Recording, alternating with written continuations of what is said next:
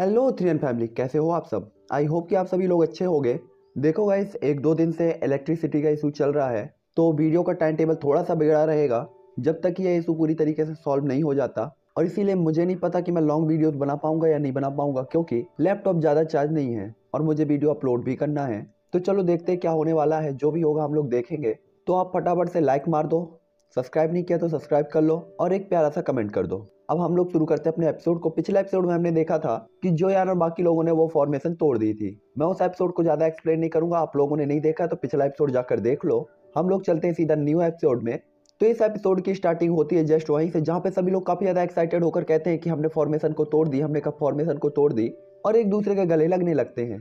हालांकि तुरंत ही वो एक दूसरे से अलग भी हो जाते हैं, क्योंकि अब बारी थी उस इनहेरिटेंस को प्राप्त करने की, और इसलिए अब सबको एक दूसरे का एनिमी ही था। इस टाइम पे हुआ भी सभी को देखकर हंस रहा होता है, जबकि जो वेटांग झोल इनके पास लौट गए थे। बाई इंग, जोयान और संसुओ भीड़ के बाहर अलग अलग कोने में खड़े हुए थे। हालांकि यहाँ पे झोलिन भी कोल्ड स्माइल के साथ सभी को देखता और इसके बाद उसकी आंखें सीधा ही जोयान के ऊपर जाकर रुक जाती हैं। जोयान मदद तो नहीं कर सकता था, लेकिन वो इस चीज को फील करता है और उसकी तरफ देखते हुए कहता है, क्या चल रहा है। जोयान की बात को सुनकर सभी लोग शॉक हो जाते हैं। उन्हें पता था कि जोयान ये झोलिन के लिए कह रहा था। तभी जोलिन कहता है, मिस्टर, आपने काफी सारे फॉर्मेशंस को तोड़ा है और इन पिलर्स को भी डिस्ट्रॉय किया है। मुझे लगता है कि आप हमारा साथ दे सकते हैं और हमें आप पर पूरा भरोसा है। और काफी ज्यादा रिस्पेक्टेडली अपने हाथों को आगे बढ़ा देता है। जोलिन की बात को सुनकर हुआ काफी ज्यादा चौंक जाते हैं। हालांकि तभी जोन अपनी ओल्ड वॉइस में कहता है, मैं आपको धन्यवाद दे सकता हूँ, लेकिन मुझे अजनबियों से ज्यादा बातचीत करना पसंद नहीं है। और इसके बाद जोन उसी स्टैचू को देखता है जो कि प्रेजेंट टाइम पे उस मैदान के बीच में खड़ी होती है।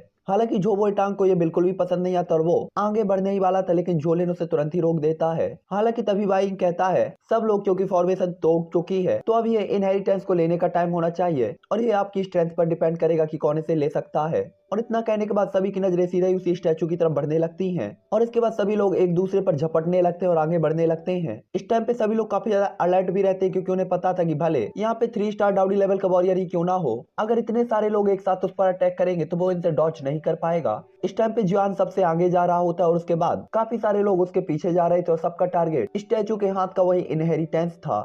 झोलिन जो पीछे चल रहा होता है उसकी नजर भी जुआन पर पड़ती है, जिसके बाद वो जुओ बेटांग से कहता है कि अगर कुछ भी गलत लगता है तो आपको उसे ब्लैक कलर के डोपेंग पहले हुए वॉरियर पर हमला कर देना चाहिए और कोई भी दया नहीं दिखानी चाहिए। उसने देखा था कि इस टाइम पे जोयान बिल्कुल इनहेरिटेंस के सामने पहुंच चुका होता है। इस टाइम पे वो मूर्ति इतनी ज्यादा बड़ी थी कि जोयान उसके सामने बिल्कुल बच्चे जैसा लग रहा होता है। यहाँ तक कि जोयान अगर किंग कॉन्ग ग्लास बॉडी को भी इस्तेमाल कर लेता तो भी वो बच्चे के जैसी ही लगती। जोयान को वहां पे पहुंचकर बाई इंग, हुओबा और झोलिन तुरंत ही आगे की तरफ बढ़ना स्टार्ट कर देते हैं। झुओ बेटांग ने भी झोलिन की बात पे अपना सिर एग्री कर दिया था और उससे कहा था, यंग मास्टर लेकिन इनहेरिटेंस, जिस पे झोलिन कहता है, तुम्हें घबराने की जरूरत नहीं है, जैसा मैंने कहा तुम्हें वैसा ही करना है, बाकी सब वही होगा जो मैंने सोच रखा है। जिसपे झुओ बेटांग अपना सिर हिलाता है तो झोलिन अपने दिल में कहता, चाहे तुम भाई जान हो या जियोयान, आज तुम्हारा मरना पक्का है। इस टाइम पे सभी लोग एक दूसरे को ब्लॉक कर रहे होते हैं और आगे इनहेरिटेंस की तरफ बढ़ रहे होते हैं। हालांकि जो इन सभी चीजों से टेंशन फ्री था और आगे की तरफ बढ़ रहा था कि तभी हुओबा कहते हैं, ये इनहेरिटेंस तो मैं ही लूंगा, और अपनी स्पीड का यूज करते हुए जोयान से आगे निकल जाते हैं।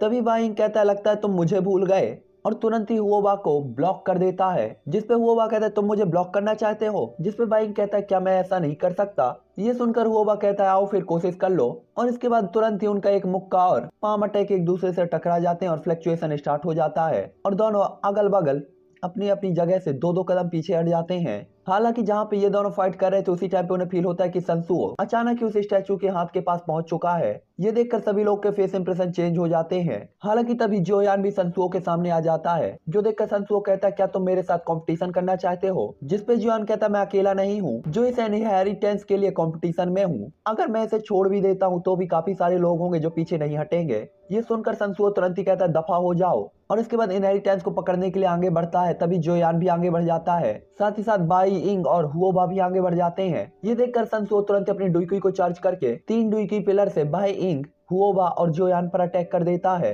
ये देखकर जोयान बिल्कुल भी लापरवाही करने की हिम्मत नहीं करता और तुरंत ही अपने येलो पाम के अटैक से उसे डिस्ट्रॉय कर देता है। और इसके बाद तुरंत ही वो चारों लोग इनहेरिटेंस को एक एक हाथ से एक एक कोने को पकड़ लेते हैं और साथ ही साथ एक दूसरे को अटैक करके पीछे करने की कोशिश करते हैं। हालांकि इन सभी एक्सचेंज में जोयान ही नुकसान में होता है, क्योंकि जोयान हाफ मार्शल एम्पर लेवल का वॉरियर था, लेकिन वो फिर भी जबरदस्ती खुद को बनाए रखने में कैपेबल था। हालांकि उनके अटैक के कारण उसे डुइकुई से एक फ्लैक्चुएशन रिलीज होता है, जिसके बाद जोयान और बाकी के चारों लोग दूर तक जाते हैं और काफी ज्यादा शौक होकर उस डुइकुई को देखकर एक बार फिर से उसकी तरफ बढ़ना स्टार्ट करते हैं। हालांकि अभी अभी जोयान आगे बढ़ने ही वाला था कि तभी जोयान को अचानक अपनी पीठ के पीछे पावरफुल पंच फील होता है और उसे फील करते ही जोयान समझ जाता है कि अटैक करने वाला 3 स्टार डाउडी लेवल का वॉरियर होना चाहिए, जो देखकर जोयान तुरंत ही अपने स्काई एक्सट्रैक्शन स्टेप को यूज करते हुए अपनी जगह से तुरंत ही गायब हो जाता है और उस अटैक से डॉज करता है। हालांकि फिर भी उस अटैक ने जोयान के पीठ के उस ब्लैक लबादे को तोड़ दिया होता है। हालांकि सभी ने जोयान की स्पीड देखी थी और इसी के लिए सबकी नजर जोयान पर टिकी रहती है, जिसके बाद वो तुरंत ही कहते हैं स्काई एक्सट्रैक्शन स्टेप और यहाँ संसुओ तुरंत ही कहता है जोयान आप हैं जोयान। ये सुनकर जोयान भी समझ गया था कि लगता है अब उसे परेशानी होने वाली है, क्योंकि यहाँ पे जितने भी लोग थे सभी लोग डाउडी लेवल के वॉरियर थे। यहाँ तक कि सभी डाउडी लेवल के वॉरियर भी यही कह रहे होते हैं कि अब क्या वो जोयान है जिसे मारने के लिए 4 सुपर सेट ने हाथ में लाया है। जिसके बाद सभी लोग कहने लगते हैं ये तो वही है जिसने कोल्ड स्ट्रीम सिटी के अंदर कहर बरसाया था। मुझे उम्मीद नहीं थी कि वो वास्तव में एशियन डेसोलेट टेंपल के अंदर आएगा। हालांकि यहाँ पे लोग आपस में बात कर रहे होते हैं, लेकिन संसुओ की तो पूरी बॉडी से क्लीन इंटेंट ऑरा रिलीज हो रहा था और उसकी पूरी बॉडी कांप रही होती है। जिसके बाद वो तुरंत ही अपना पंच क्रिएट करता है और उसमें तुरंत ही उसका बड़ा सा ब्लेड आ जाता है। ये देखकर बाइंग तुरंत ही आसमान में झुओ लिन की तरफ देखता है, क्योंकि उसने देखा था जोयान के ऊपर झुओ बेटांग ने अटैक किया था और वो बिना किसी रीजन के या बिना झुओ लिन के कहे हुए जोयान पर अटैक नहीं करेगा। बाइंग को अपनी तरफ देखते हुए झुओ लिन भी एक कोल्ड स्माइल पास कर देता है, जो देखकर बाइंग शांत हो जाता है, क्योंकि उसे अच्छे से याद था कि जोयान ने डेसोलेट टेंपल के अंदर आने के बाद कोई भी गलती नहीं की थी। फिर भी ना जाने कैसे जोलिन ने उसे पहचान लिया था। यहाँ वो भी कहता है वास्तव में ये जोयान है और वो अनटेस्टेड तरीके से जोयान को देखता है। वो पहले जोयान के साथ दोस्ती करना चाहता था, लेकिन अब का तो पूरा सीन ही चेंज हो चुका होता है। तभी संसुओ तुरंत ही कहता है तुम वही हो जिसने मेरे बेटे हैक्सी को मारा है, और ब्लेड को पकड़े हुए उसका हाथ कांपने लगता है। ये सुनकर जोयान भी एक कोल्ड स्माइल देते हुए कहता अगर मैं कहूँ नहीं तो क्या तुम मुझ पर विश्वास करोगे। ये देखकर वो तुरंत ही गुस्से में जोयान की तरफ आता है और तुरंत ही अटैक करते हुए कहता 3 ब्लेड स्लैश, और एक पावरफुल और तोप के गोली की तरह जोयान की तरफ बढ़ने लगता है। ये देखकर जोयान के हाथ में तुरंत ही अपेयर होता है उसका हैवी जोयान रूलर और उसमें जोयान अपनी डुइकुई को मर्ज करके अपनी हेवनली फ्लेम मर्ज कर देता है। प्रेजेंट टाइम पे जोयान की आइडेंटिटी पहले ही रिवील हो चुकी थी, तो अब जोयान को छिपने की कोई जरूरत नहीं थी। इसलिए जोयान तुरंत ही अपने हैवी जोयान रूलर से अटैक करता है फ्लेम डिवोरिंग सुनामी, और जोयान के हैवी जोयान रूलर से रेनबो लाइट निकलकर तुरंत ही सामने वाले अटैक से टकरा जाती है और चारों तरफ अर्थक्वेक सा आकर उस जगह को कंपा देता है। यहाँ पे जोयान और संसुओ के बीच में फाइट स्टार्ट हो गई थी, तो दूसरी तरफ झुओ लिन और बाकी के 3 क्लेनों के बीच में फाइट शुरू हो गई थी इनहेरिटेंस के लिए, जहाँ वाइंग भी कहता है यंग मास्टर झुओ आप काफी ज्यादा चालाक हैं, ये काफी ज्यादा अनएक्सपेक्टेड है कि आपने जोयान को पहचान लिया। जिसमें जोलिन कहता है ये तो बस मेरा अनुमान था, मुझे भी नहीं पता था कि वो जोयान होगा। हालांकि वो बात कर ही रहे थे कि तभी वो बात तुरंत ही इनहेरिटेंस की तरफ बढ़ने लगते हैं और कहते हैं क्योंकि तुम लोग बात करना चाहते हो तो इस इनहेरिटेंस को मैं ही एक्सेप्ट कर लेता हूँ। ये देखकर बाई क्लेन और जो क्लेन के लोग तुरंत ही ठीक हो जाते हैं और उसी इनहेरिटेंस की तरफ बढ़ने लगते हैं और उनके बीच भी एक फाइट स्टार्ट हो जाती है। जिसके बाद हमें जोयान और संसुओ की फाइट दिखाई जाती है, जहाँ पे संसुओ जोयान से कहता है क्योंकि तुमने मेरे बेटे की जान ली है उसकी कीमत मैं तुम्हारे खून से चुकाऊंगा। और इसके बाद वो अपने ब्लेड से जोयान की तरफ अटैक करने के लिए एक बार फिर आगे बढ़ता है। इस टाइम पे उसका ब्लेड जहां से भी जा रहा था तो स्पेस क्रैक हो रहा था और वहां पे ब्लैक कलर की लाइनें क्रिएट होने लगी थी। संसुओ को अपनी तरफ बढ़ते देखकर जोयान बिल्कुल भी आराम करने की हिम्मत नहीं करता और अपनी हेवनली फ्लेम को अपने हैवी जोयान रूलर के साथ मिक्स करके एक बार फिर से उसके ब्लेड के आगे बढ़ा देता है। हालांकि जोयान इसे रोक तो देता है, लेकिन जोयान को काफी इंजरीज आई थी और जोयान पीछे की तरफ जाता है। हालांकि तभी संसुओ एक बार फिर जोयान की तरफ बढ़ने लगता है और वो जोयान को बिल्कुल भी सांस लेने का भी टाइम नहीं दे रहा था और इस टाइम पे वो तेजी से अपनी जगह से गायब होकर जोयान की तरफ अपने ब्लेड से अटैक कर देता है, जो देखकर जोयान तुरंत ही उसके ब्लेड को रोकने के लिए अपने हैवी जोयान रूलर का यूज करता है और उसे रोक देता है। लेकिन तभी जोयान को पता चलता है कि संसुओ अचानक ही उसके पीछे से पावरफुल पंच के साथ आ गया और ब्लेड तो सिर्फ उसे भटकाने के लिए था। संसुओ की रियल स्ट्रेटेजी तो जोयान के पीछे से उसके थोबड़े को फोड़ने की थी और ये सोचकर जोयान को काफी बड़ा झटका लगता है, क्योंकि अब जोयान के पास बचने का कोई भी रास्ता नहीं होता। हालांकि वो पंच बस जोयान के सिर पे पड़ने ही वाला था और जोयान मरने ही वाला था कि तभी जोयान के हाथ से एक ब्लैक कलर की लाइट अपेयर होती है और तुरंत ही संसुओ को पीछे की तरफ हटा देती है और एक पावरफुल झटका देती है। किस्मत से जोयान इस बार बच गया था और इसके बाद जैसे एक एक्साइटेड होकर जोयान अपने सामने देखता है तो उसके सामने होता है छोटा सा नरवाल स्नेक और इस टाइम पे नरवाल स्नेक की दोनों आंखें ब्लड रेड होती हैं, जो कि संसुओ को मारने के इरादे से घूर रही होती हैं। तुम सबको क्या लगा, स्काई डायमंड पपेट? ये देखकर संसुओ तुरंत ही कहता है तो ये तुम हो बास्टर्ड। उसकी वॉइस को सुनकर नरवाल स्नेक तुरंत ही पावरफुल रोर करता है और अपनी छोटी सी बॉडी को वापस से अपनी ओरिजिनल बॉडी में ले आता है, जो कि काफी बड़ा सांप होता है। ये देखकर संसुओ के फेस इंप्रेशन अचानक ही बदल जाते हैं, क्योंकि नरवाल स्नेक एक 1 स्टार डाउडी लेवल का भी वॉरियर था और उसकी बॉडी काफी ज्यादा बड़ी भी थी। हालांकि तभी संसुओ तुरंत ही कहता है, भले ही तुम्हारी बॉडी कितनी भी ज्यादा बड़ी क्यों ना हो, तुम आखिरकार 1 स्टार डाउडी लेवल के ही वॉरियर हो और तुम मेरे लिए कोई भी मैच नहीं होने वाले।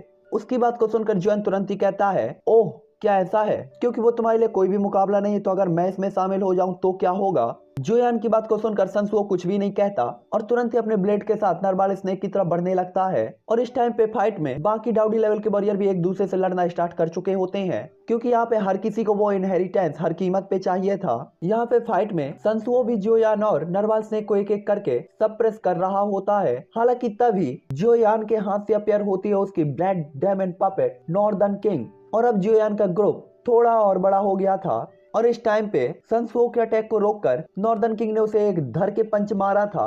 हालांकि इसमें नॉर्दर्न किंग को थोड़ी सी चोट लगी थी, लेकिन संसुओ देख सकता था कि विद इन 1 सेकंड के अंदर नॉर्दर्न किंग की वो चोट तुरंत ही ठीक हो गई। ये देखकर उसके फेस इंप्रेशन तुरंत ही चेंज हो जाते हैं, यहाँ तक कि नरवाल स्नेक भी जोयान की तरफ देखते हुए कहता है, आपका ये पपेट तो आपसे भी ज्यादा खतरनाक है, इसकी रिवाइविंग स्पीड कितनी ज्यादा है। हालांकि तभी संसुओ फिर से चिल्लाते हुए कहता है, क्योंकि तुमने मेरे बेटे को मार डाला है, आज चाहे जो भी हो मैं तुम्हें जिंदा नहीं छोड़ूंगा। उसे अच्छी तरीके से पता था कि वो तीनों को तो नहीं हरा पाएगा, लेकिन वो पीछे हटने को भी रेडी नहीं होता।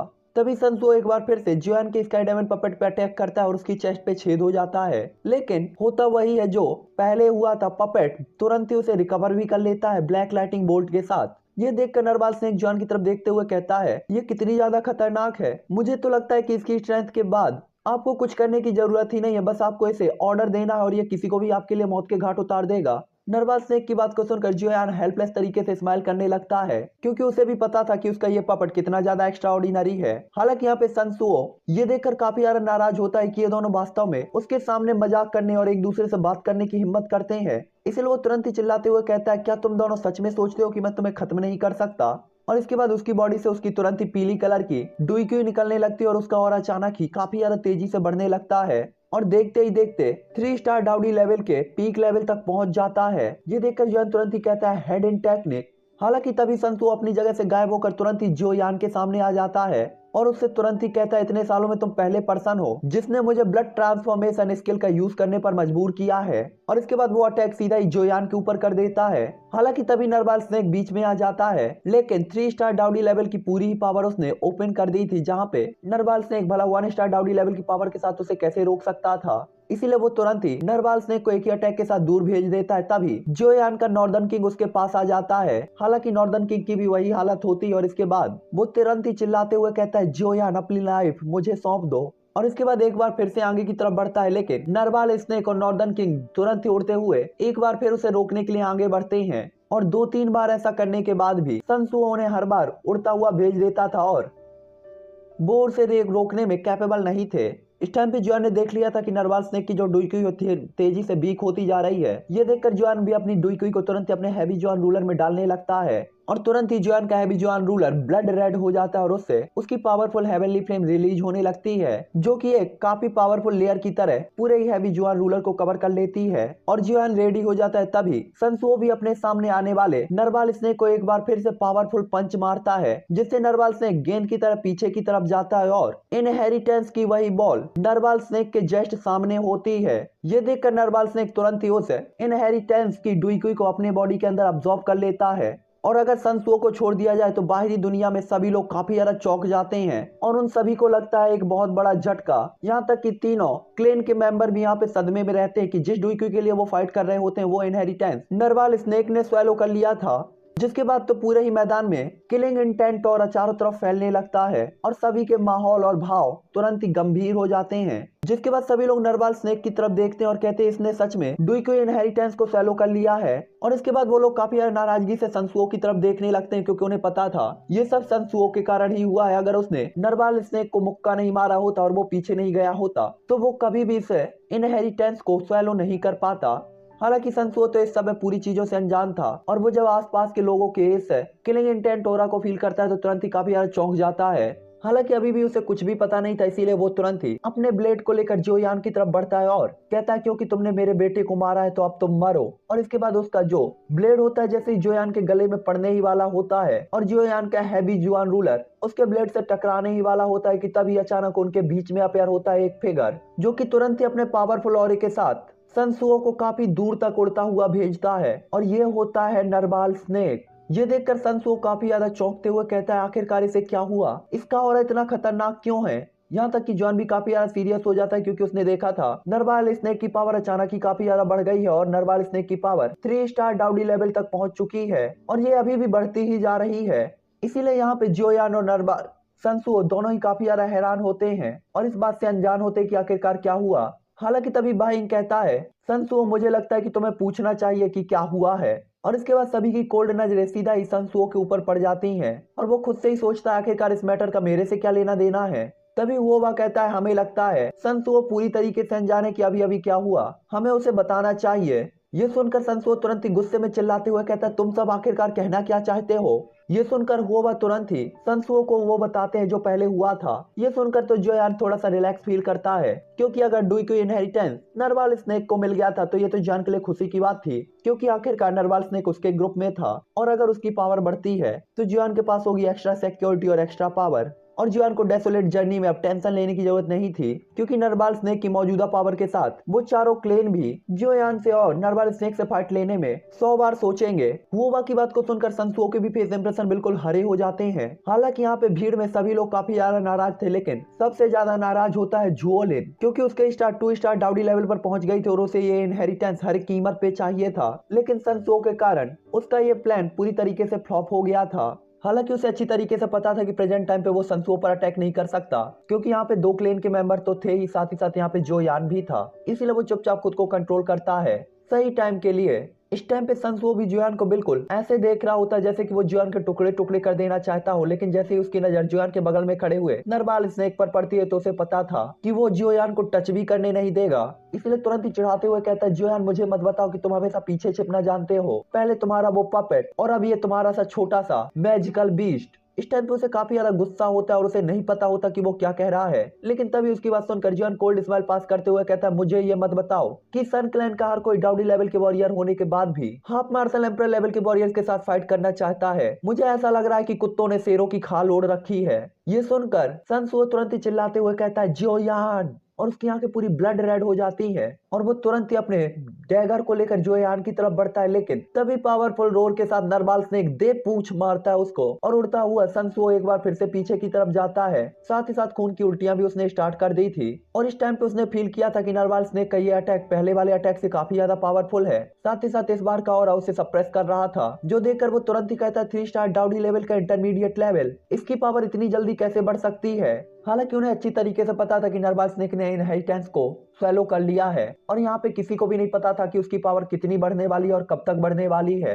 तभी होबा कहता है सनसुओ ये सब तुम्हारी वजह से हुआ है, एक बार जब हम वापस लौटेंगे तो तीनों क्लेन हाथ मिलाकर स्काई स्वॉर्ड सेक्ट को रिपोर्ट करेंगे और तुम्हारी शिकायत करेंगे जिसके बाद मुझे लगता है कि तुम्हारे क्लेन को काफी सारी प्रॉब्लम का सामना करना पड़ेगा। ये सुनकर तो सनसुओ के तुरंत ही होश उड़ जाते हैं, उसे पता था कि उसका क्लेन 4 क्लेन में से एक जरूर है लेकिन सबसे नीचे आता है और अगर एक बार स्वॉर्ड सेक्ट को उसकी शिकायत कर दी जाती है तो यहाँ पे ये तीनों क्लेन हो सकता है सन क्लेन को पूरी तरीके से डिस्ट्रॉय कर दे या कि फिर दबा दे। इसीलिए होवत से तुरंत ही सनसुओ कहता है तुम क्या करने की योजना बना रहे हो। तभी होवा एक कोल्ड स्माइल देते हुए तुरंत ही अपनी जगह से बाहर आ जाता है और साथ ही साथ जू और बाइक क्लेन के मेंबर्स भी तुरंत ही बाहर आकर अलग अलग डायरेक्शन में खड़े हो जाते हैं। उन चारों को एक साथ देखकर जियोयान को अचानक ही थोड़ा सा गलत लगता है। जियोयान को पता था कि प्रेजेंट टाइम पे वो एक डाउडी लेवल के वॉरियर से तो निपट सकता है लेकिन अगर ये सभी लोग एक साथ जियोयान पर अटैक कर देंगे तो जियोयान को निपटने में काफी मुश्किल होने वाली थी। तभी होबा कहते हैं हम इस मामले को दबाने में कैपेबल हैं और हम इसे ऐसे एक्सेप्ट कर सकते हैं जैसे कि कुछ हुआ ही नहीं। हालांकि हमने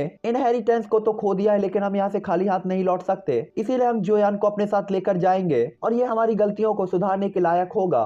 हालांकि यहाँ पे सबका टारगेट डुई को इनहेरिटेंस था लेकिन अब वो उन्हें नहीं मिला था तो उनका टारगेट जियोयान बन चुका था। तभी सनसुओ कहता क्या आप सब हाथ मिलाना चाहते हैं। उसकी बात को सुनकर बाइंग, झोलिन और हुओवा तुरंत ही उसकी तरफ देखते हैं और हंसते हुए कहते हैं, हाँ इसे ऐसा माना जा सकता है, हालांकि आपका टारगेट नरवाल स्नेक होगा और हम लोग जोयान को पकड़ेंगे। और इतना कहने के बाद हुआ तुरंत ही झोलिन की तरफ देखते हैं, जो देखकर झोलिन भी कहता है, हाँ हाँ संसुओ, तुम्हें प्रेजेंट टाइम की हालत को नहीं भूलना चाहिए, क्योंकि तुम्हारे पास हमारे साथ बातचीत करने की योग्यता नहीं है। तुम्हें केवल वही करना है जो हमने कहा है, वरना तुम्हें पता है क्या हो सकता है। हालांकि संसुओ को इस बार काफी ज्यादा गुस्सा आता है और इसके बाद वो उसे देखते हुए ऐसे रिएक्ट करता है जैसे कि वो उसे मार डालेगा, लेकिन प्रेजेंट टाइम पे उसे पता था कि उसके पास कोई दूसरा ऑप्शन भी नहीं है, इसीलिए वो खुद को कंट्रोल करते हुए कहता है, ठीक है मैं नरवाल स्नेक को रोक दूंगा और आप जोयान को पकड़ लेना। ये सुनकर वो तुरंत स्माइल करते हुए कहते, चिंता मत करो, तुम अगर नरवाल स्नेक को रोक सकते हो तो हमारी ताकत के साथ जोयान को रोकना कोई बड़ी बात नहीं है, ये तो कुछ मिनटों का काम है। जिसके बाद आसमान में 7 फिगर खड़ी होती हैं, जो कि नरवाल स्नेक को ही देख रही थी। और ये 7 लोग बाई क्लेन से बाइंग, सन क्लेन से सनसुओ,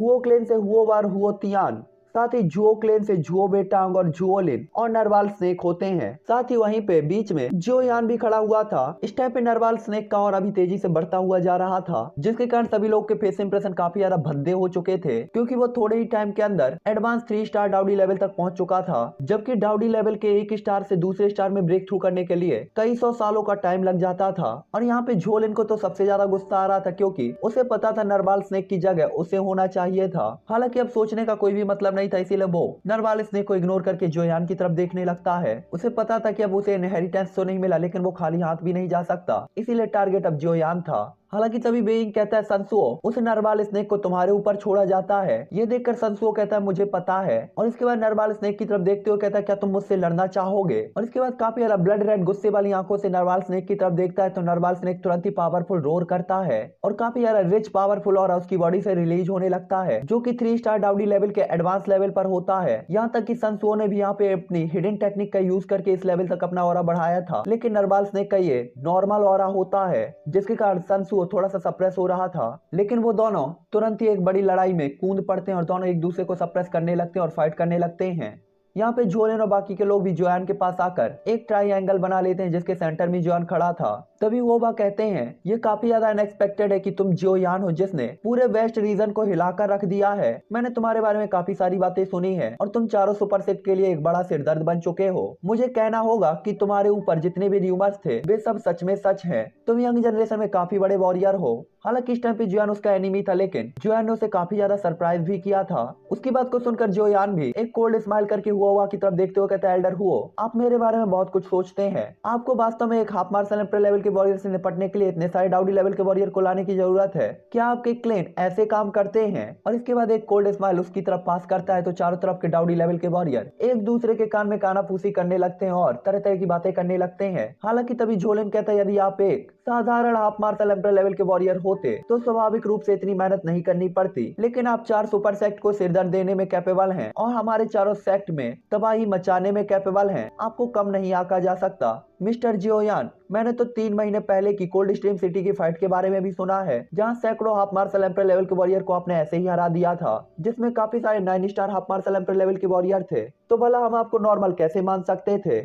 उसकी बात को सुनकर जोयान थोड़ा सा शांत होता है और इसके बाद उसकी तरफ देखते हुए कहता है, जोलिन मैं सच में एक्साइटेड हूँ कि तुमने मुझे पहचाना कैसे। यहाँ पे जोयान को अच्छी तरीके से पता था कि अगर जोलिन ने उसे नहीं पहचाना होता तो यहाँ पे कोई भी उसके बारे में पता नहीं लगा पाता। तभी जोलिन भी जोयान के कोल्ड वर्ड को सुनकर तुरंत ही कहता है, ये माना जा सकता है कि मिस्टर जोयान ने यहाँ पे एंटर होने से पहले कोई भी गलती नहीं की। हालांकि जब हम आपसे मिले थे तो हम काफी ज्यादा एक्स्ट्रा अलर्ट थे और आपके साथ कोई भी परेशानी को खड़ी नहीं करना चाहते थे, जिसपे जोयान भी अपना सिर हिला देता है। तभी वो कहता है, हालांकि आप भूल गए, डेसोलेट टेम्पल के बाहर आपने जो पावर हमें शो करके दिखाई थी, डेसोलेट टेम्पल के अंदर आप उस पावर के बजाय नॉर्मल डाउडी लेवल के वॉरियर की तरह पावर को यूज कर रहे थे, जिससे मुझे आप पर शक हुआ। और दूसरी बात है सन हेंसी की मौत, क्या मैं सही हूँ? और इसके बाद कोल्ड स्माइल के साथ जियोन को देखता है, क्योंकि सन हेंसी की मौत ने उसे ये बताने में कैपेबल बनाया था कि जियोयान डेसोलेट टेम्पल के अंदर आया है, और इसीलिए वो जियोयान पर ज्यादा शक करने लगा था।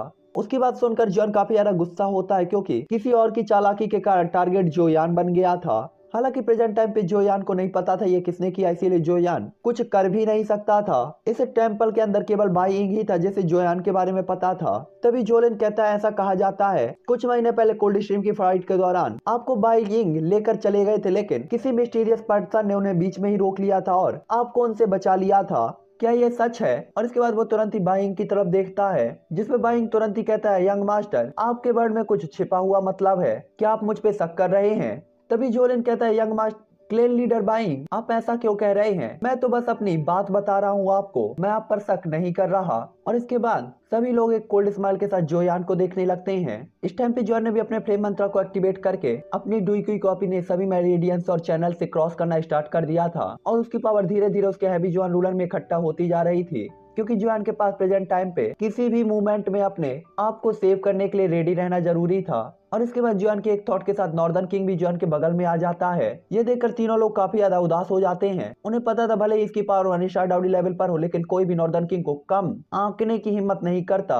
ये देखकर जोलिन कहता है, मुझे शक है, मुझे आश्चर्य है कि आखिरकार हम तीनों क्लेनों में से कौन इस पपेट के साथ फाइट करने के लिए जाएगा। और इसके बाद एक कोल्ड स्माइल पास करता है और हुओबार बाइंग की तरफ देखने लगता है। तभी बाइंग एक पीसफुल फेस इंप्रेशन के साथ आगे बढ़ते हुए कहता है, ठीक है, इस चीज को मेरे ऊपर छोड़ दो, जहां तक जियोयान का सवाल है ये आप पर डिपेंड करेगा। और इसके बाद जियोयान के सामने नॉर्दर्न किंग की तरफ बाइंग बढ़ जाता है। तभी एक थॉट के साथ नॉर्दर्न किंग भी बाइंग की तरफ उड़ पड़ता है और दोनों के पंच एक दूसरे से टकराते हैं। इस टाइम पे कोई भी देख सकता था कि बाइंग का जो पंच होता है वो सीधा ही उसकी चेस्ट की तरफ हिट करता है, और जोयान का नॉर्दर्न किंग हवा में पीछे की तरफ उड़ता जाता है। साथ ही साथ उसकी चेस्ट में एक छेद हो गया था। हालांकि बाइंग अपनी हवा में खड़ा ही था कि तभी अचानक उसे अपनी चेस्ट में कुछ जलने का एहसास होता है, जिसके बाद वो जैसे ही अपनी चेस्ट को देखता है तो उसकी चेस्ट का कपड़ा पूरी तरीके से जल चुका था, और उसके अंदर की जो स्किन होती है वो पूरी तरीके से रेड हो चुकी होती है, जहाँ पे ब्लैक कलर के बोल्ट घूम रहे थे। ये देखकर बाइंग के फेस इंप्रेशन तुरंत ही काफी ज्यादा बदसूरत हो जाते हैं।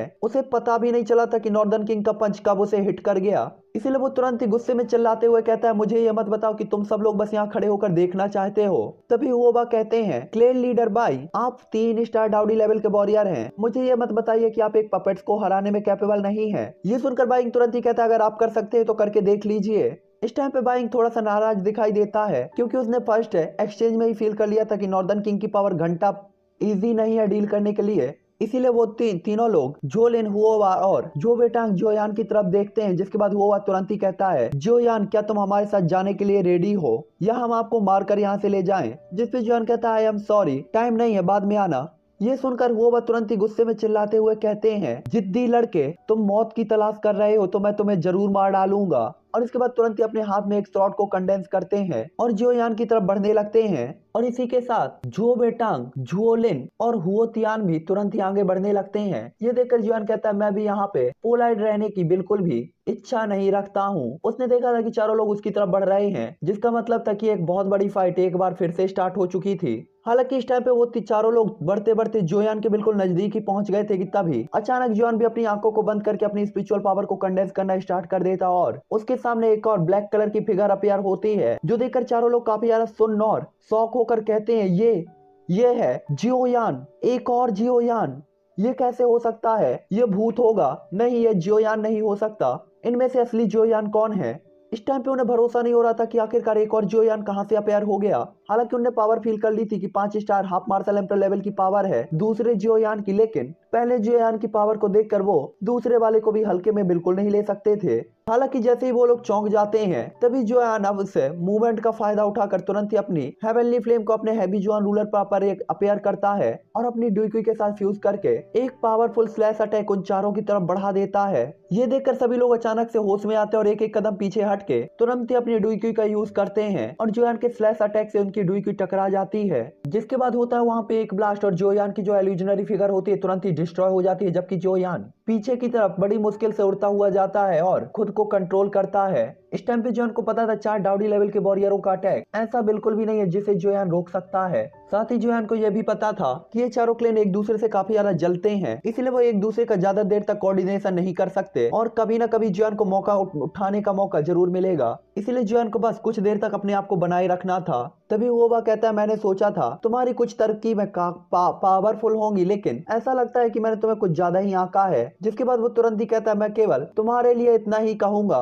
एक झटका झेलने में भी तुम कैपेबल नहीं हो। और इसके बाद वो तुरंत ही जोयान की तरफ बढ़ता है अपनी स्लॉट को लेकर, और इस बार इसकी स्पीड काफी ज्यादा तेज होती है। ये देखकर जोयान भी बिल्कुल भी आराम करने की हिम्मत नहीं करता और तुरंत ही कहता है फ्लेम डिवोरिंग सुनामी। हालांकि तभी हुओवा जोयान की फ्लेम डिवोरिंग सुनामी को चीरते हुए आगे की तरफ निकलता है, जो देखकर आसपास के डाउडी लेवल के वॉरियर तुरंत ही कहते कितनी खतरनाक स्पीड है। इस टाइम पे तो जोयान इस अटैक से नहीं बच पाएगा और जरूर मार दिया जाएगा, क्योंकि उन्होंने देखा था जोयान और हुओवा के बीच की डिस्टेंस काफी ज्यादा कम हो गई थी। तभी हुओवा भी तुरंत ही कहता है जोयान मैं तुम्हारी लाश को स्काई स्वॉर्ड सेक्ट को सौंपूंगा, चलो मरो। और इसके बाद उसकी स्वॉर्ड तुरंत ही जोयान के गले में पड़ती है और जोयान का गला धड़ से अलग हो जाता है और जोयान वहीं पे गायब भी हो जाता है, क्योंकि ये होती है एक आफ्टर इमेज। ये देखकर वो तुरंत ही कहते हैं ये कैसे पॉसिबल है, ये तो एक आफ्टर इमेज थी। उसने देखा था कि जोयान उसके सामने ही था और उसे कभी भी पता नहीं चला कि जोयान कब उसकी पकड़ से बाहर निकल गया। इसीलिए उसे इस बार काफी बड़ा झटका लगा हुआ होता है। यहाँ तक कि बाहर खड़े डाउडी लेवल के वॉरियर भी ये देखकर काफी ज्यादा सरप्राइज थे और वो यही कहते ये बंदा ये कैसे उसने किया। उन्हें अच्छी तरीके से पता था कि अगर जॉन इसका एक्सट्रील्यूट स्टेप का भी यूज करता है तो भी हाफ मार्शल एम्पर लेवल की पावर के साथ इतनी ज्यादा स्पीड इम्पॉसिबल थी। इसलिए वो तुरंत ही कहे सच में ये इंसान बिल्कुल भी नहीं लगता। तभी जो वेटांग कहता है यंग मास्टर ये काफी ज्यादा अनएक्सपेक्टेड है, जॉन वास्तव में बच गया। तभी जोलिन कहता है क्या आपको लगता है कि 400% का अपराधी उसके पास कुछ भी डू स्किल्स नहीं होंगी और उसे मारना इतना इजी होगा? आप लगता है जोयान को काफी ज्यादा हल्के में ले रहे हैं। और इसके बाद जोलिन तुरंत ही अपने सामने की खाली जगह पर देखता है जहाँ पे जोयान धीरे धीरे अपीयर होता है। तभी जो वेटांग जोलिन की बात को सुनकर तुरंत ही कहता है यंग मास्टर क्या आप अपनी रेपुटेशन को जोयान से कम नहीं कर रहे? ये सुनकर जोलिन तुरंत ही स्माइल करता है और उसे कहता है आप कहते मैं अपनी रेपुटेशन को कम कर रहा हूँ, क्या आपको लगता है कि आप हुओवा के उस अटैक को डॉज कर सकते थे? ये सुनकर जो वेटांग अचानक ही कांप जाता है और उसकी भौहें तुरंत ही खड़ी हो जाती हैं, क्योंकि उसे भी पता था जो वेटांग के उस अटैक को हुओवा के उस अटैक को वो भी डॉज करने पे पूरा कंफर्म बिल्कुल भी नहीं था। तभी वो कहता है यंग मास्टर जोयान ने तो इसका एक्सटेंशन स्टेप का यूज किया है, वरना वो कभी भी हुओवा के अटैक से डॉच नहीं कर पाता। जिसपे जोलिन तुरंत ही कहता है चाहे उसने किसी भी चीज का यूज क्यों ना किया हो, प्रेजेंट टाइम पे पावर मायने रखती है। तुम मुझे ये मत बताओ कि हुओवा ने अपनी डाउडी लेवल की वॉरियर की पावर यूज नहीं की, यहाँ पे सिर्फ पावर मायने रखती है। शुक्र करो तुम जोयान के सामने नहीं हो, वरना मुझे नहीं लगता कि तुम भी उससे लड़ पाते। तो चलो गाइस इस एपिसोड को अब यहीं पर एंड करता हूँ, क्योंकि लैपटॉप डिस्चार्ज हो गया है। ये वीडियो मैंने बना लिया है 12:45 पे, लेकिन लाइट नहीं है, लैपटॉप डिस्चार्ज हो गया। तो देखो अब कब तक लाइट आएगी और मैं कब इसे अपलोड कर पाऊंगा कोई भी कंफर्म नहीं है। तो जो होगा मैं आप लोग को बता देता हूँ, जो उस पोस्ट करके बता देता हूँ कि लाइट है नहीं। और okay bye bye 3N family.